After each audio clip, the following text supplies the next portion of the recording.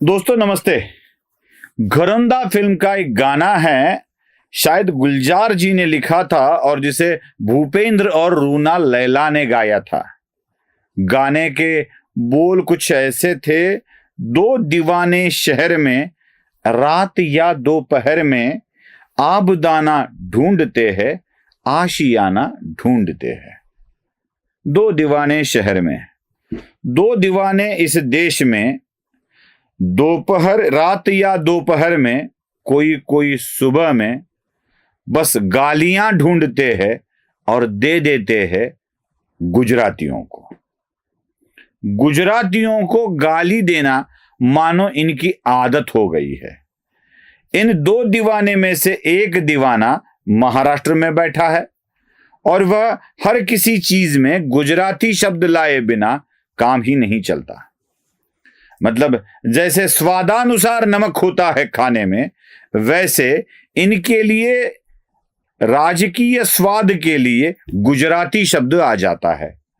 जैसे संजय राउत ने कह दिया कि सारे कुंभ के, नासिक सिंहस्थ कुंभ के टेंडर गुजरातियों को दिए जाएंगे।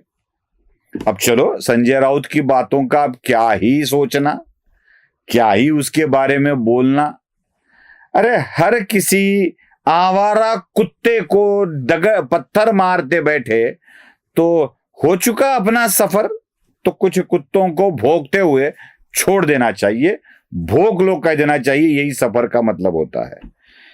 लेकिन कुछ लोगों की तरफ ध्यान देना आवश्यक होता है और उनमें से एक है अपने आदरणीय, परम पूजनीय, मतलब पप्पू जी, राहुल गांधी सर। ये राहुल गांधी आजकल बात लोगों के समझ में नहीं आती है, इसलिए डिजिटल फुटप्रिंट छोड़ने के लिए ट्विटर पे ट्वीट करते हुए, एक्स पे एक्स करते हुए, अब ट्विटर नहीं रहा ना, एक्स पे एक्स करते हुए नजर आ रहे हैं। जब ट्विटर था तो ट्विटर पे ट्वीट किए जाते थे, अब एक्स पर क्या करेंगे ये आप लोग बताइए, मुझे समझ में नहीं आता है। पोस्ट किया ऐसे बोल सकते हैं, बाकी कुछ किया बोल सकते हैं, लेकिन ट्विटर पे ट्वीट किया जाता था, एक्स पर क्या किया जाता है ये ज्यादा मुझे पता नहीं है। तो इसी राहुल गांधी ने एक्स पर एक्स करके, क्योंकि पूरा खानदान ही उनका एक्स बन गया है ना, एक्स मतलब पदों पर एक्स रहने वाला। वैसे राहुल गांधी भी एक्स एमपी बन सकते थे, लेकिन नहीं हुआ, उन्होंने उनको दुनिया ने संभाल लिया, चलो ठीक है।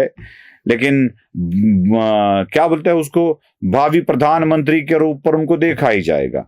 एक्स पर एक ट्वीट कर दिया एलआईसी को बदनाम करने के लिए।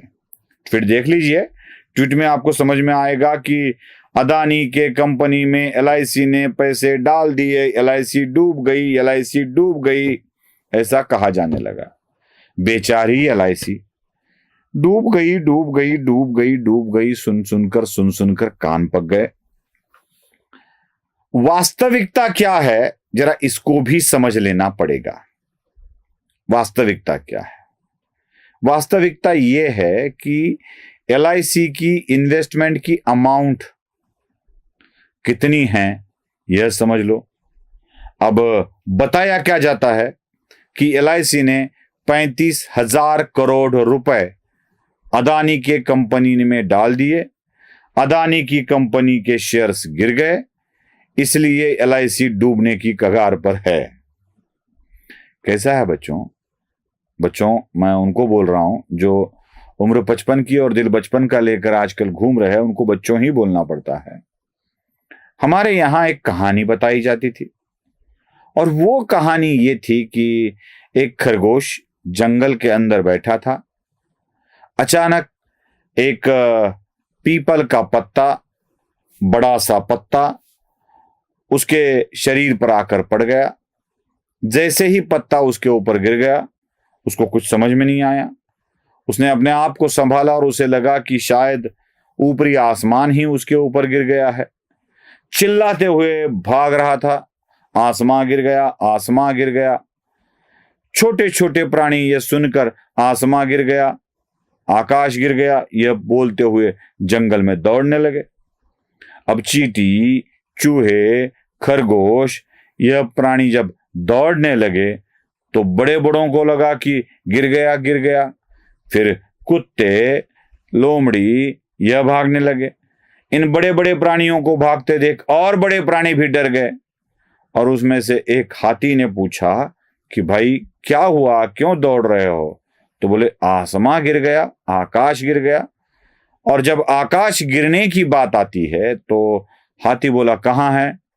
अब खरगोश तो बता नहीं पा रहा था। फिर पता चला कि पत्ता गिर गया, आकाश नहीं।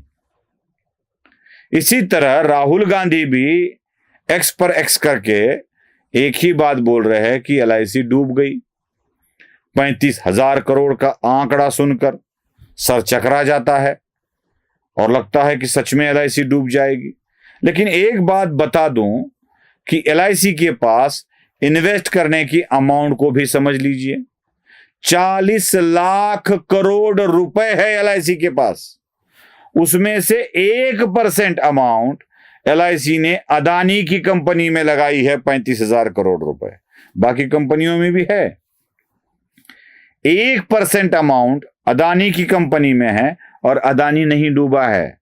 अदानी के शेयर्स के प्राइस सिर्फ गिर गए थे, और वो भी हिंडनबर्ग के कारण। मैं आपको एक दिलचस्प बात और बता देता हूं।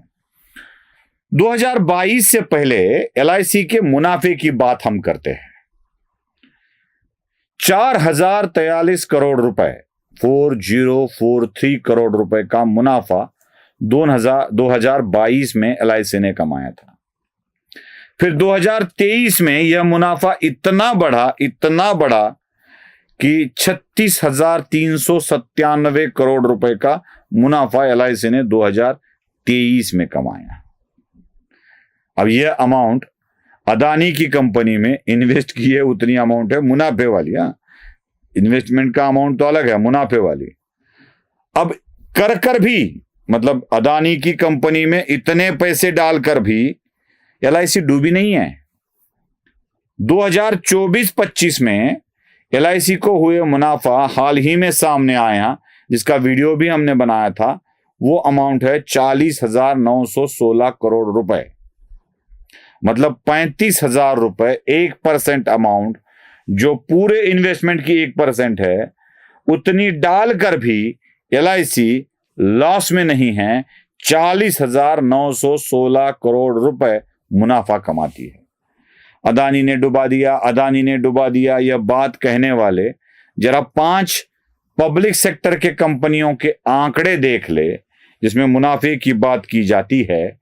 SBI 67,085 करोड़ रुपए, ONGC 49,221 करोड़ रुपए, IOCL मतलब इंडियन ऑयल 47,730 करोड़ रुपए, LIC 40,916 करोड़ रुपए और कोल इंडिया 3,600 करोड़ रुपए।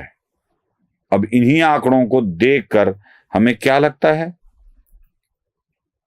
कोई सरकारी कंपनी डूब नहीं रही है।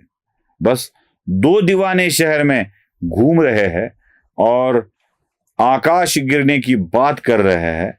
अब दीवानों का क्या भरोसा करना। बस मन में है विश्वास कि जिनके हाथ में हमने देश दिया है वह आगे चलाएंगे। नमस्ते।